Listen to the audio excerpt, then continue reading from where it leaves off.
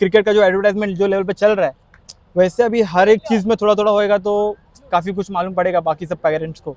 Olympic game ख़त्म होते ही हम पहुंचे हैं दुबई के एक क्लब में। यहाँ पे बच्चे सॉकर यानी फुटबॉल खेल रहे हैं या सीख रहे हैं। तो यहाँ पे आने की एक सबसे अहम वजह ये है कि आपको ये बताने की कोशिश कि रोज़ लोग ये बात करते हैं कि हमें स्पोर्ट्स में पीछे हैं, हम चीज़ों में आगे नहीं आ रहे हैं, हम ये कर रहे हैं, हम वो कर रहे हैं।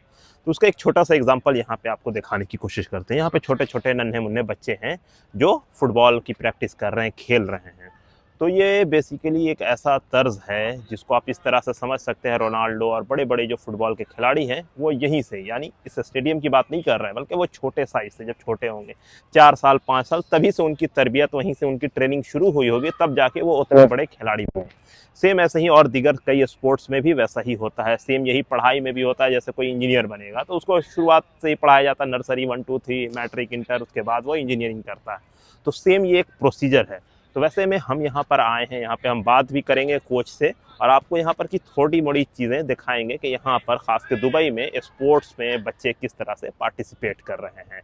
तो ख़ास के ये जो क्लब है, यहाँ पे फ़िलहाल बच्चे फुटबॉल ही खेलते हैं और वही सीखने की कोशिश करते हैं। तो यहाँ पे नन्हे मुन्ने छोटे छोटे बच्चे आप देख रहे हैं। तो चलिए हम आपको मिलाते हैं कोच साहब से। आपका नाम क्या हुआ? करण। करण। तो हमारे साथ करण हैं जो यहाँ पर कोच हैं, बच्चों को कोचिंग देते हैं। तो यहाँ पे एक बच्चे आप हमारे साथ देख रहे हैं, आपका नाम क्या हुआ? फैज़ तारिक। तो ये फैज़ हैं। तो ये बताइएगा कि यहाँ पे जो बच्चों को ट्रेनिंग आप दे रहे हैं, तो ये किस तरह की फ़िलहाल अभी ट्रेनिंग है, ये सारी चीज़ें? सर ये फिलहाल अभी जैसे जो इनकी एज ग्रुप है, अभी इन्होंने स्टार्ट किया है, तो ये सब ग्रास रूट बोलते हैं इसको इन फुटबॉल लैंग्वेज, जिसे ग्रास रूट।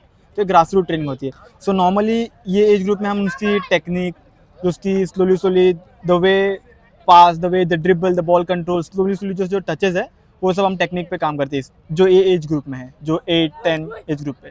तो उसके ऊपर जब स्लोली उसकी एज बढ़ती है। जैसे हम लोग रोज़ क्लब का मैच देखते हैं, फीफा वर्ल्ड कप होता है और बहुत सारे मैच होते हैं फुटबॉल से रिलेटेड, अभी बात कर रहे हैं, तो उसमें हम देखते हैं कि खिलाड़ी खेल रहे हैं, उसको देखते हैं एक से एक अलग अलग टेक्निक से वो गोल करते हैं। हाँ। तो वो सारे खिलाड़ी तो इसी लेवल से वहां तक पहुंचे होंगे। तो ये हाँ। कितने साल की ट्रेनिंग होती है ऑलमोस्ट? हाँ सर, ये जैसा आप बोल रहे हो कि वो लेवल तक पहुंचने के लिए ये लोग जब स्टार्ट करते हैं ग्रास रूट से, ये लोग भी सब यही पाथवे से वो लोग होते जाते हैं, लाइक ग्रास रूट, दैन थोड़ा से ऊपर होते हैं या यूथ में खेलते हैं, फिर इसलिए ऊपर फिर सीनियर्स में आते हैं वो लोग। तो ये एक पाथवे होता है, बट उसके लिए काफ़ी टाइम और काफ़ी डेडिकेशन लगता है उसके लिए सर। जैसे कि अभी मैं बताऊँ आपको कि अभी एक प्लेयर अंडर 10 में खेल रहा है, तो उसके लिए उतने मिनिमम मैचेस होने चाहिए उसको, कि एक साल में उसको उतने मिनिमम मैचेस मिले, फिर उसको नेक्स्ट ईयर में जब वो खेल रहा है तो उसमें उतने मिनिमम मैचेस मिले, और स्लोली वैसा अगर वो उतना टाइम देगा फुटबॉल को, वैसा उसका ग्रोथ होएगा उसके रिलेटेड। तो चूंकि एज ए कोच आप जब ट्रेनिंग देते हैं तो ज़्यादा दिक्कत किनको ट्रेन करने में आती है, इन जैसे नन्हे मुन्ने बच्चों को या फिर मिडिल एज के बच्चों को?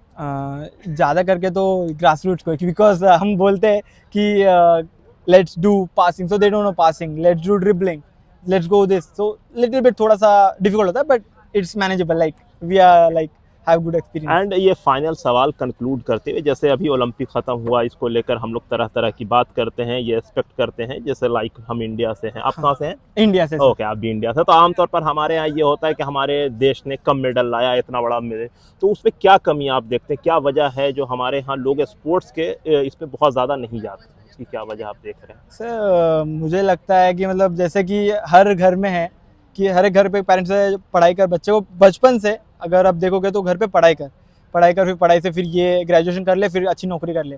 बिकॉज पेरेंट्स और मेरे को लगता है कि वो खुद इतने एजुकेटेड नहीं है regarding football, regarding sports, like football हो गया, फिर लाइक क्रिकेट हो गया, क्रिकेट तो भी बहुत लोगों को मालूम है, तो फुटबॉल, हॉकी, फिर बाकी भी सब छोटे छोटे गेम्स है लाइक जावलिन थ्रो, ये सब पेरेंट्स सिर्फ नॉट, उनको पता ही नहीं कि मेरे बच्चों को वहाँ तक मैं कैसे लेके जाऊँ। तो वही एक वजह है कि सर तो उसके लिए क्या करना होगा? आप एक चीज़ कह रहे हैं कि पेरेंट्स को स्पोर्ट्स के बारे में पता ही नहीं। हाँ, तो कैसे पेरेंट्स को जागरूक किया जाए, कैसे उनको इन्फॉर्म किया जाए, कैसे उनको मोटिवेट किया जाए, इसका क्या तरीका हो सकता है? तरीका जैसे कि मैं आपको बता सकता हूँ कि अभी यहाँ पे जो एकेडमीज है, तो हर लेवल पे, जैसे अभी क्रिकेट का जो एडवर्टाइजमेंट जो लेवल पे चल रहा है, वैसे अभी हर एक चीज़ में थोड़ा थोड़ा होएगा तो काफ़ी कुछ मालूम पड़ेगा बाकी सब पेरेंट्स को।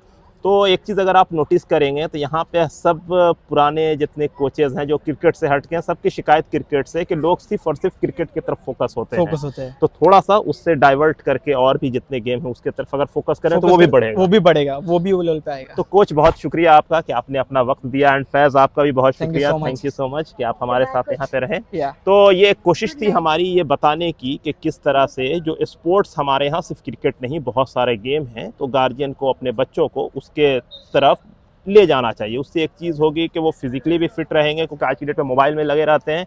इसके अलावा इसमें बहुत कैरियर भी आपके पास बनाने का मौका है। तो उम्मीद है कि आपको हमारा ये वीडियो पसंद आया होगा। बहुत बहुत शुक्रिया, थैंक यू।